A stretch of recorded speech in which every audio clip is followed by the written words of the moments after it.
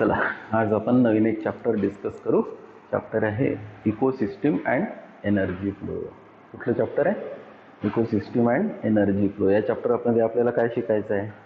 Ecosystem म्हणजे काय, इकोसिस्टीममध्ये energy flow कशी कशी होते, म्हणजे नेचरमध्ये ऑर्गॅनिझम्स आहे, प्लांट्स आहे, ॲनिमल्स आहे. प्लांट्स सनकडून लाईट एनर्जी ॲब्सॉर्ब करणार, लाईट एनर्जी ॲब्सॉर्ब केल्यानंतर मग प्लांट्स फूड मटेरियल तयार करणार. म्हणजे लाईट एनर्जी सनची रेडियंट एनर्जी, सोलर एनर्जी प्लांट्सने ॲब्सॉर्ब करायची, फूडमध्ये कन्वर्ट करायची, मग ते फूड ॲनिमल्सनी कंझ्युम करायचं. म्हणजे याचा अर्थ काय की सनकडची एनर्जी प्लांट्सकडे गेली, प्लांट्सची एनर्जी ॲनिमल्सकडे गेली. हा कन्सेप्ट आहे एनर्जी फ्लो. दुसरा या चॅप्टरमधला कन्सेप्ट काय आहे की इकोसिस्टीम म्हणजे काय. इकोसिस्टीममध्ये दोन वर्ड्स आहे, एक इको आणि दुसरं सिस्टीम. एक सिस्टीम आहे नेचरची की ज्या सिस्टीममध्ये दोन कंपोनंट्स राहणार आहे, बायोटिक कंपोनंट आणि अबायोटिक कंपोनंट. मग बायोटिक कंपोनंट कोण? Living organisms. अबायोटिक कंपोनंट कोण? Non living factors. Non living factors कोणते? लाईट आहे, टेम्परेचर आहे, एअर आहे, वॉटर आहे, सॉईल आहे. या कंपोनंट्सला काय म्हणतो आपण? Abiotic components. तर लिव्हिंग ऑर्गॅनिझम्स म्हणजे बायोटिक कंपोनंट्स अबायोटिक कंपोनंटशिवाय जगू शकणार नाही. म्हणजे बायोटिक कंपोनंट्स आणि अबायोटिक कंपोनंटच्या इंटरॅक्शनला काय म्हणतो आपण? इकोसिस्टीम. तर हा एक पार्ट आहे इकोसिस्टीम. आणि इकोसिस्टीममध्ये फ्लो होणारी एनर्जी त्याला म्हणतो आपण एनर्जी फ्लो. ठीक आहे. सगळ्यात पहिल्यांदा आपण सुरू करू इकोसिस्टीम म्हणजे काय. तर इकोसिस्टीमला कसं डिफाईन करता येईल? डिफाईन केलेलं आहे, the whole biotic community in a given area plus its abiotic environment and interactions among them is called as ecosystem. काय म्हटलं या डेफिनेशनमध्ये की सगळे लिव्हिंग ऑर्गॅनिझम्स म्हणजे बायोटिक कंपोनंट.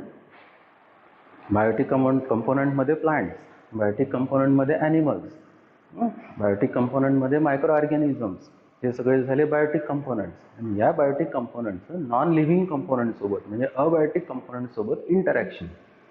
हे दोन इंटरॅक्शन दोघांचं बायोटिक आणि अबायोटिक कंपोनंटचं म्हणजे इकोसिस्टीम. म्हणजे सोपं आपल्याला काय स्टडी करायची? एक सिस्टीम स्टडी करायची की ज्या सिस्टीममध्ये लिव्हिंग ऑर्गॅनिझम्स आहे आणि त्या लिव्हिंग ऑर्गॅनिझम्सचं त्या नेचरमध्ये कसं सर्वाइव्ह व्हायचं आहे अबायोटिक कंपोनंटसोबत. याला काय म्हणतो आपण? इकोसिस्टीम. परत एकदा डेफिनेशन वाचू आपण. The whole biotic community in a given area plus its abiotic environment and interactions among them is called as ecosystem. पुन्हा एकदा सांगतो, इंटरॅक्शन आहे, पण कोणाकोणाची इंटरॅक्शन आहे? अबायोटिक कंपोनंट आणि biotic component. The term ecosystem for the first time it was given by Tansley in 1935. काय म्हटलं की ही इकोसिस्टीम जी टर्म आहे ही सगळ्यात पहिल्यांदा कोणी इंट्रोड्यूस केली? टॅन्सले नावाच्या सायंटिस्टने इंट्रोड्यूस केली. केव्हा? 1935मध्ये. आपल्याला या इकोसिस्टीमची दुसरी पण एक अजून डेफिनेशन करता येईल. पार्ट डेफिनेशन कशी आहे? The self regulatory and self sustaining structural and functional unit of nature is called as ecosystem. परत वाचतो मी.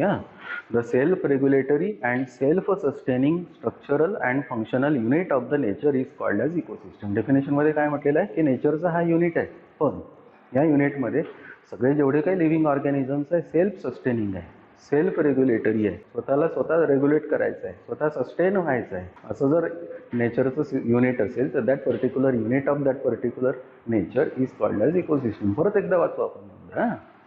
The self-regulatory and self-sustaining structural and functional unit of the nature is called as ecosystem. परत एकदा की हे unit आहे कशाचं? नेचरचं. Self sustain झालं पाहिजे, सेल्फ रेग्युलेट झालं पाहिजे. मी रेग्युलेट नाही केलं पाहिजे, स्वतःहून ते रेग्युलेट होत असेल तर that particular unit of the nature is called as ecosystem. The ecosystem contains both biotic and abiotic components. ते मगाशी आपण डेफिनेशनमध्ये म्हटलं होतं काय की इकोसिस्टीममध्ये दोन कंपोनंट्स आपल्याला डिस्कस करायचे, स्टडी करायचे. एक बायोटिक कंपोनंट आणि दुसरा अबायोटिक कंपोनंट. मग क्लिअर करायला लागेल आपल्याला बायोटिक कंपोनंट म्हणजे काय आहे ना अबायोटिक कंपोनंट म्हणजे काय. कंपोनंट म्हणजे आपल्याला तुम्हाला चॅप्टरची आयडिया येऊन गेली की या चॅप्टरमध्ये काय डिस्कस करायचं आहे, काय स्टडी करायचं आहे. दोन कंपोनंट स्टडी करायचे, एक बायोटिक कंपोनंट म्हणजे काय आणि दुसरा अबायोटिक कंपोनंट म्हणजे काय. आणि तिसरा पार्ट काय स्टडी करायचा आहे? या बायोटिक आणि अबायोटिक कंपोनंटचं इंटरॅक्शन कसं.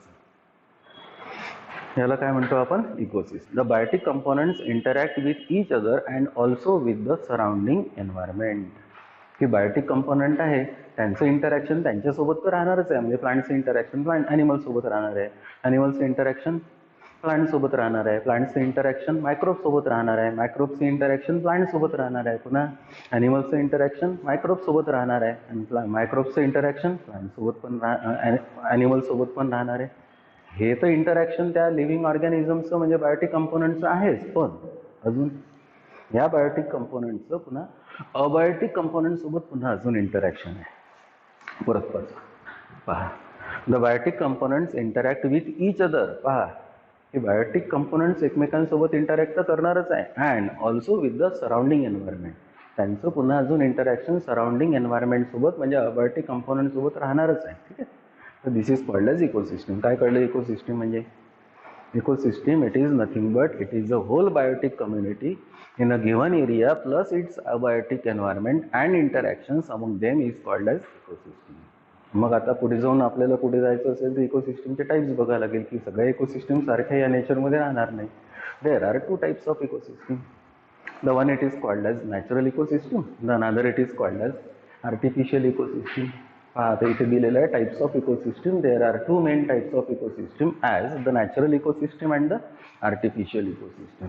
The one is called as natural, the another is called as artificial. मग आता पहिल्यांदा पाहू आपण नॅचरल इकोसिस्टम म्हणजे काय. The ecosystem which operates under natural conditions without any major interference of man is called as natural ecosystem. अशी ecosystem की ज्या पर्टिक्युलर इकोसिस्टममध्ये ती इकोसिस्टम नेचरनी म्हणजे त्या ऑर्गॅनिझम्सनी स्वतःच कंट्रोल केलेली आहे, आपला कुठलाही तिथे इंटरफिअरन्स नाही. अशी जर इकोसिस्टम असेल तर that particular ecosystem it is called as natural ecosystem. पुन्हा परत पहा, the ecosystem which operates under natural conditions without any major interference of man is called as natural ecosystem. एक्झाम्पल्समध्ये हे जास्त अजून क्लिअर होईल की नॅचरल इकोसिस्टम म्हणजे काय. पण पुन्हा अजून एकदा क्लिअर करून घ्या की नॅचरल इकोसिस्टम म्हणजे काय, की अशी इकोसिस्टम की ज्या पर्टिक्युलर इकोसिस्टममध्ये आपला म्हणजे मॅनचा कुठलाही इंटरफिअरन्स नाही. तर that particular ecosystem it is called as natural ecosystem. एक्झाम्पल्समध्ये पहा, नॅचरल इकोसिस्टममध्ये आपल्याला दोन कॅटेगरीज करता येईल, एक टेरेस्ट्रियल इकोसिस्टम आणि दुसरी ॲक्वॅटिक इकोसिस्टम. म्हणजे एक इकोसिस्टम अशी आहे की जी लँडवरची आहे आणि दुसरी अशी इकोसिस्टम आहे की ते ॲक्वॅटिक कंडिशनमधली आहे. टेरेस्ट्रियल इकोसिस्टममध्ये एक्झाम्पल्स पहा, forest ecosystem, grassland ecosystem, desert ecosystem. Forest ecosystem तुमची आयडिया थोडी क्लिअर होत असेल तर बघा, एखादं फॉरेस्ट पाहिलेलं असेल तर तिथे प्लांट्स आहे, तिथे ॲनिमल्स आहे, आत मायक्रो ऑर्गॅनिझम्स आहे, अबायोटिक कंपोनंट्स पण आहे. या सगळ्यांची इकोसिस्टम म्हणजे फॉरेस्ट इकोसिस्टम. ग्रासलँड इकोसिस्टम जर पाहिली तर ग्रासलँड इकोसिस्टममध्ये तिथे खूप टॉल प्लांट्स नाही आहे, पण प्लांट सगळे ग्रासेस सारखे किंवा ग्रासच्या हाईटचे आहे, पण त्या ग्रासेस सोबत फक्त ग्रासेसच आहे का?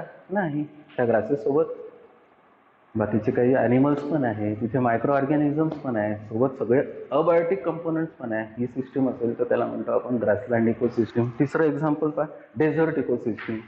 डेझर्ट इकोसिस्टम म्हटलेलं म्हणजे वाळवंटात असलेली, डेझर्टमध्ये असलेली इकोसिस्टम. म्हणजे आपण डेझर्ट म्हटलेलं असेल तर आपण एक्सपेक्ट करतो की तिथे फक्त सँड असेल. नाही, तिथे पण प्लांट्स आहे.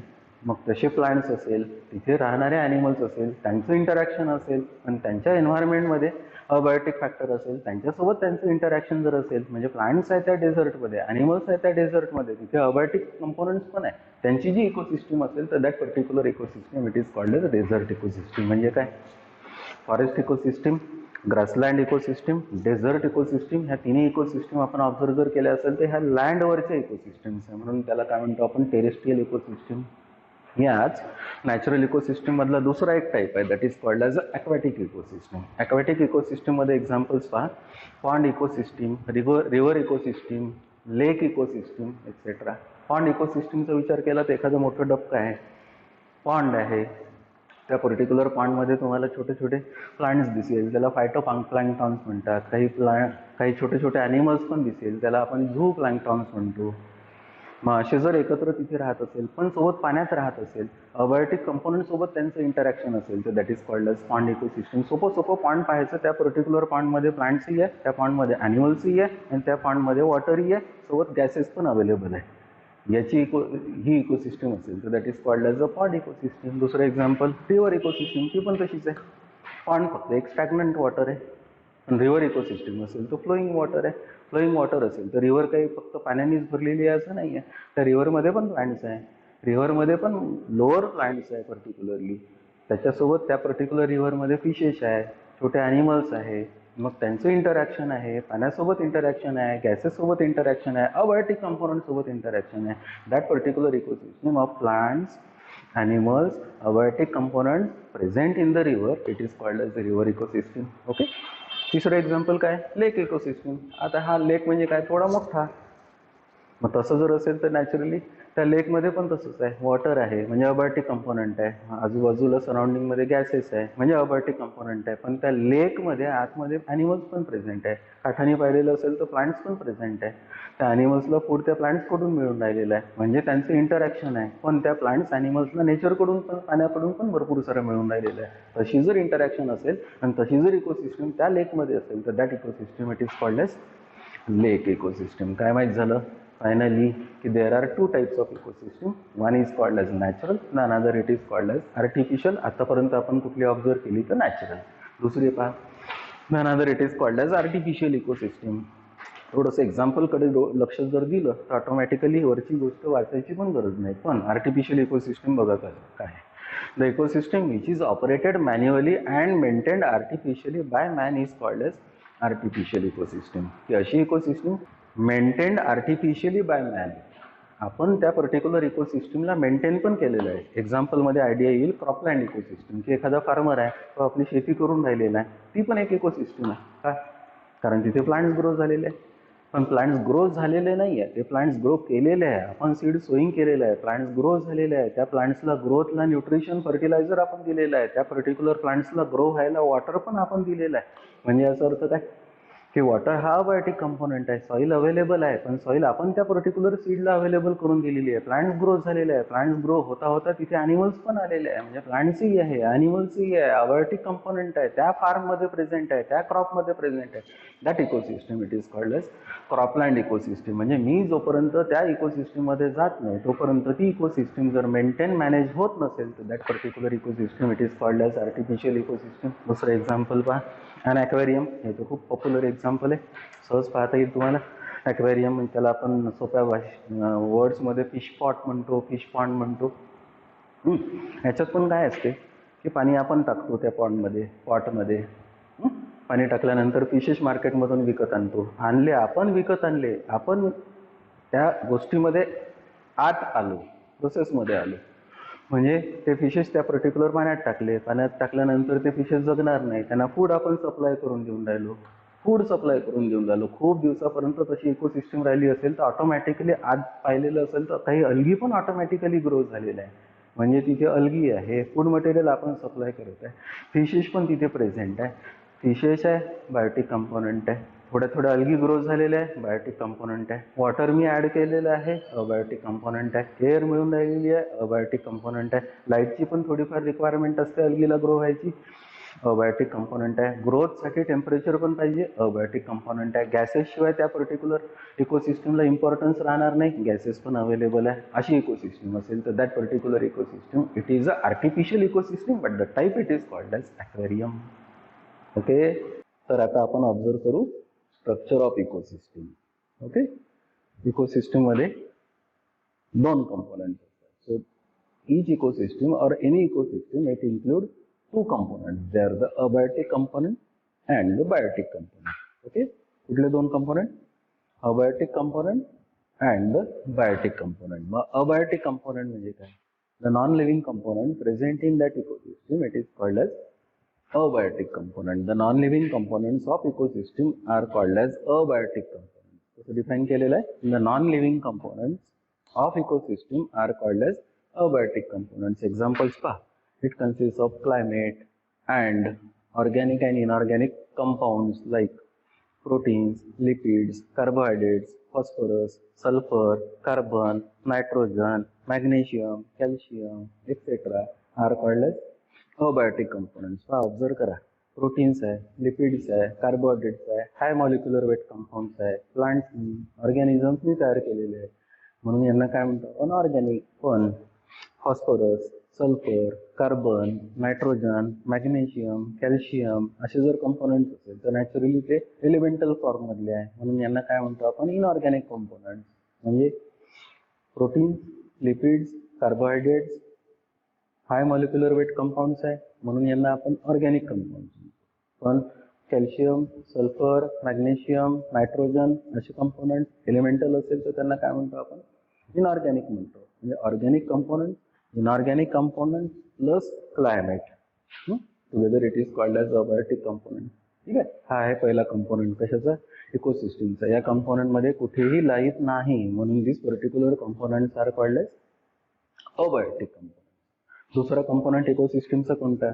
Biotique component. मग बायोटिक कंपोनंट म्हणजे काय? The living component of the ecosystem it is called as biotic component. परत वाचा, the living components of ecosystem are called as biotic components. It consist of living organisms like plants, animals, micro organism etcetera.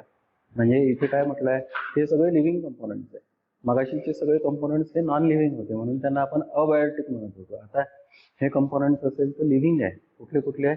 Plants आहेत, animals आहेत, micro organisms आहे. या कंपोनंट्सला काय म्हणतो आपण? Biotic components. The living components may be. पण आता या लिव्हिंग कंपोनंट्समध्ये वेगवेगळ्या कॅटेगरीज होईल. कोणत्या कोणत्या कॅटेगरीज होईल? दोन होईल. The one they are called as autotrophs, the another they are called as heterotrophs. Okay. मग ऑटोट्रॉप्स म्हणजे काय? These are the organisms capable of synthesizing their own food material. काय म्हटलंय?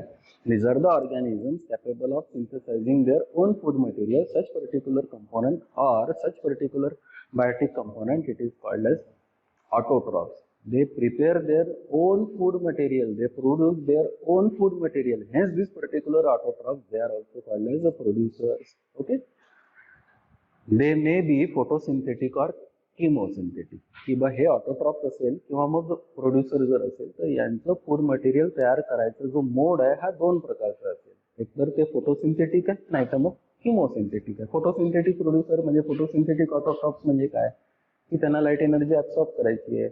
लाईट एनर्जीचं कन्व्हर्शन केमिकल एनर्जीमध्ये करायचं आहे. ती केमिकल एनर्जी फूड मटेरियलमध्ये store करायची आहे. म्हणजे अल्टिमेट सोर्स लाईट एनर्जीचा कोण? तर सन. म्हणजे सन कडून आलेली लाईट एनर्जी ट्रॅप करणार, ट्रॅप करून केमिकल एनर्जीमध्ये कन्व्हर्ट करणार आणि केमिकल एनर्जी मग फूड मटेरियलमध्ये स्टोअर करणार. असे जर असेल तर दे are called as photosynthetic autotroph. तर मग किमोसिंथेटिक ऑटोट्रॉप म्हणजे काय? काय होईल की हे पण ऑर्गॅनिझम्स आहे. या ऑर्गॅनिझम्समध्ये फूड मटेरियल तयार करायला केमिकल एनर्जी रिक्वायर्ड आहे. केमिकल एनर्जी कोण सप्लाय करणार? कुठलं तरी केमिकल सप्लाय करणार. For example hydrogen sulphide. Hydrogen sulphide energy कोणाला सप्लाय करणार? त्या ऑर्गॅनिझमला. पर्टिक्युलरली हा ऑर्गॅनिझम ग्रीन सल्फर बॅक्टेरियम जर असेल तर green sulphur bacterium obtain energy from hydrogen sulphide. Green sulphur bacterium, it is not directly related with sun. Green sulfur bacteria never obtain energy from sun, obtain energy from hydrogen sulfide, and that energy is converted into chemical energy. That chemical energy is stored in the food material. So in food material the chemical energy is stored. Organisms, they prepare their own food material but they do not directly depend upon sun, hence they are called as chemosynthetic autotrophs. काय कळलं?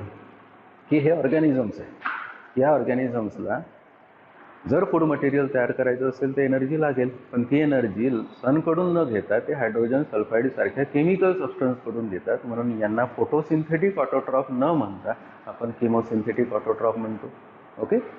मग याचा अर्थ काय माहीत झालं की autotrophs दोन टाईपचे. The one they are called as photosynthetic autotrophs, the another they are called as chemosynthetic autotrophs.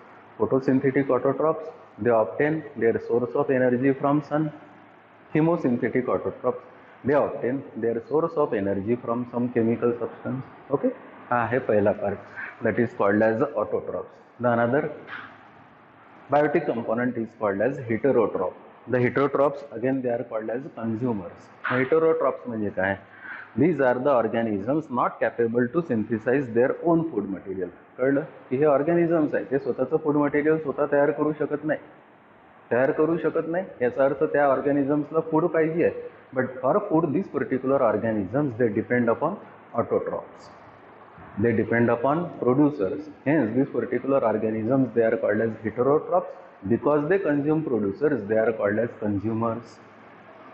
पण या हेटेरोट्रॉप्सचे दोन टाइप्स आहे. The heterotrophs are of two types. That is the macro consumers and micro consumers. काय कळलं की हेटेरोट्रॉप्समध्ये दोन type, दोन part. Macro consumers आणि micro consumer. So on the basis of size of organism this particular heterotrophs they are of two types. They are the macro consumers and micro consumers. मी काय म्हटलं, size. Okay. मग एक type आहे micro consumer, दुसरा type आहे micro consumer.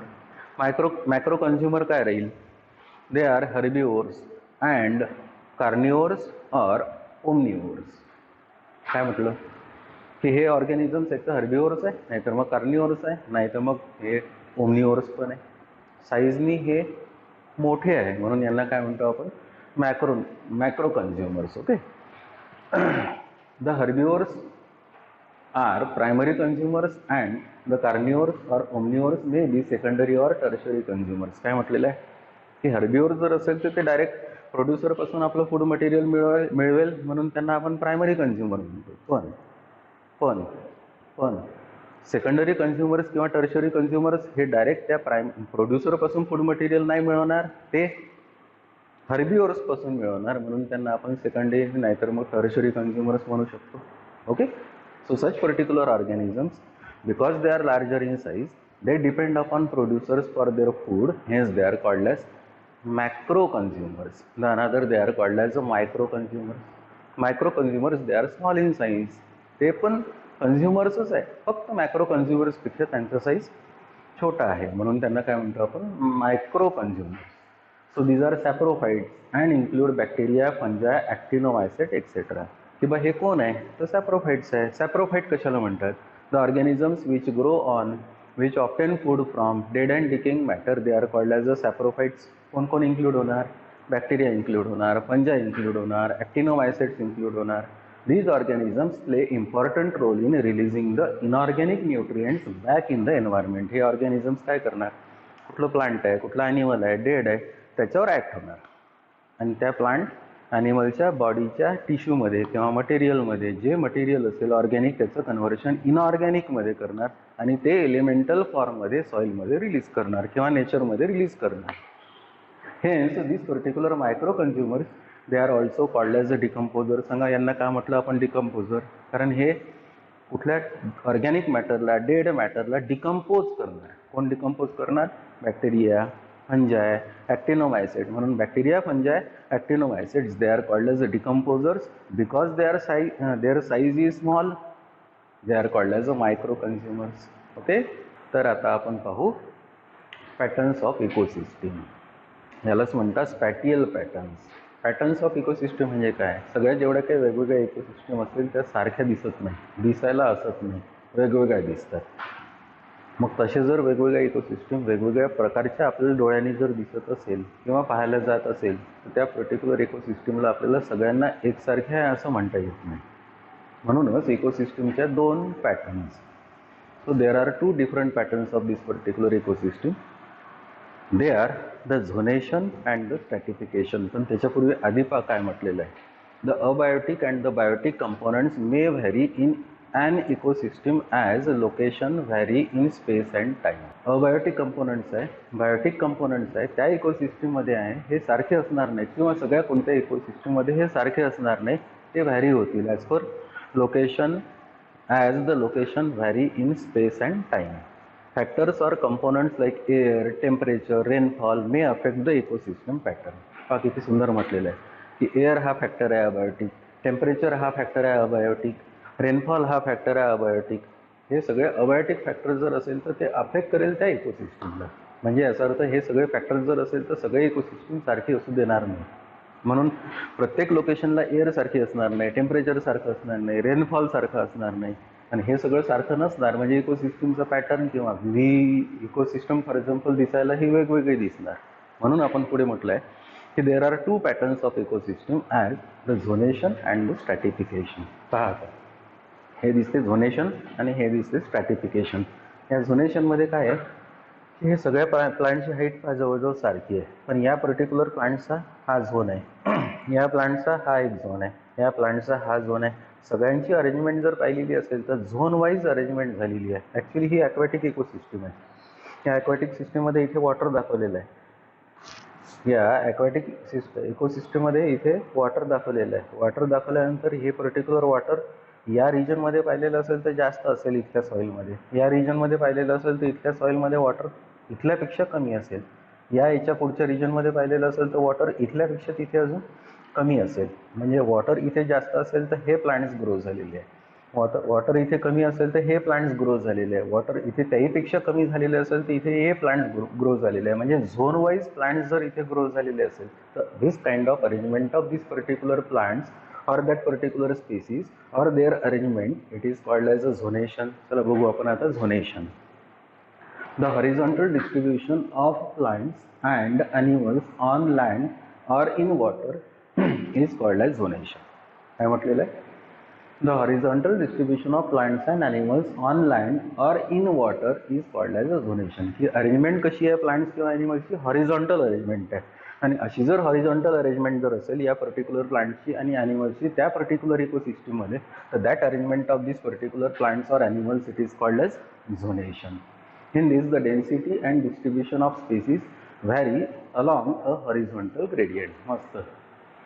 इथे काय म्हटलेलं आहे की त्या प्लांटची, त्या ऑर्गॅनिझमची, त्या स्पेसीसची डेन्सिटी आणि डिस्ट्रीब्युशन त्या पर्टिक्युलर स्पेसीसची ही व्हॅरी होईल अलॉंग द हॉरिझॉन्टल ग्रेडियंट. म्हणून this particular kind of arrangement of this particular species in that particular given habitat or in that particular given ecosystem is called as a zonation.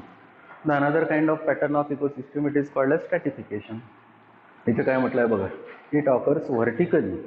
पहा इथे काय म्हटलेलं होतं horizontally, इथे काय म्हटलेलं आहे vertically. So it occurs vertically and determined by height of the organism. Consider कोणता फॅक्टर केलेला आहे? height. परत वाचा. It occurs vertically and determined by height of the organisms. पुढे पहा काय म्हटलेलं आहे? In a forest community, stratification takes place when trees of different species grow to different heights. की कुठलेही फॉरेस्ट समजा तुम्ही पाहायला गेलेले असेल आणि त्या पर्टिक्युलर फॉरेस्टमध्ये वेगवेगळे प्लांट्स आहे किंवा ट्रीज आहे, हे जर वेगवेगळ्या हाईटनी जर ग्रो झालेले असेल तर याला ही एक हाईट आहे, ही एक हाईट आहे, ही एक हाईट आहे, ही एक हाईट आहे, याला स्ट्रॅटा म्हटलं, स्ट्रॅटा म्हटलं, स्ट्रॅटा म्हटलं, स्ट्रॅटा म्हटलं आणि स्ट्रॅटा म्हटलं. तर स्पेसिफिक स्ट्रॅटा म्हणजे लेअर वाईज या पर्टिक्युलर प्लांटची इथे अरेंजमेंट असेल तर that particular pattern of ecosystem it is called स्ट्रॅटिफिकेशन. दोनमध्ये डिफरन्स काय दिसतो की इथे झोन्स आहे. अरेंजमेंट या पर्टिक्युलर प्लांट्सची कशी आहे? हॉरिझॉन्टल आहे. इथे या पर्टिक्युलर अरेंजमेंटमध्ये कशी दिसते की इथे हाईट वाईज अरेंजमेंट झालेली आहे प्लांट्सची. हाईट वाईज अरेंजमेंट झालेली आहे तर प्रत्येक एका हाईटला आपण जर फॉर एक्झाम्पल नेम करतो म्हटलेलं असेल तर त्याला स्ट्रॅटा म्हणता येईल. म्हणून this particular thing it is called as a stratification. या एक्झाम्पलमध्ये पहा ना, हे या प्लांटची हाईट जास्त आहे, याला इमर्जंट लेअर म्हणतो कारण हे प्लांट त्या पर्टिक्युलर फॉरेस्टच्या वर आलेले आहे. हे जे प्लांट्स आहे हे पाहिलेले असेल तर या बाकीच्या प्लांट्सला या प्लांट्सनी कव्हर करून टाकलेलं आहे, याला कॅनॉपी म्हणतात. हे जे प्लांट्स आहे या पर्टिक्युलर प्लांट्सला पाहिलेलं असेल तर ते कॅनॉपीच्या खालची आहे, थोडे हाईट कमी आहे, याला अंडर स्टोरी म्हणतात. याच्यापेक्षा छोट्या हाईटचे प्लांट जर असेल तर त्यांना आपण श्रब्स म्हणतो. त्याच्यापेक्षा खूप खाली जर हाईट कमी असणारे प्लांट्स असेल तर त्यांना आपण हर्ब्स म्हणू. म्हणजे हर्ब्स आहे, श्रब्स आहे, अंडर स्टोरी आहे, कॅनॉपी आहे, इमर्जंट आहे. म्हणजे प्रत्येक एक ऑब्झर्व केलेली असेल तर हा काय आहे? लेअर आहे.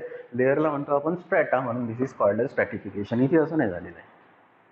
झोनेशनमध्ये कसं झालेलं आहे? हा एक झोन आहे, हा एक झोन आहे, हा एक झोन आहे, ही स्पेसिस वेगळी आहे, ही स्पेसिस वेगळी आहे, ही स्पेसिस वेगळी आहे. म्हणजे प्रत्येक झोन मध्ये स्पेसिफिक स्पेसीज आपल्याला तिथे दिसत असेल तर then this particular kind of pattern of ecosystem it is called as a झोनेशन.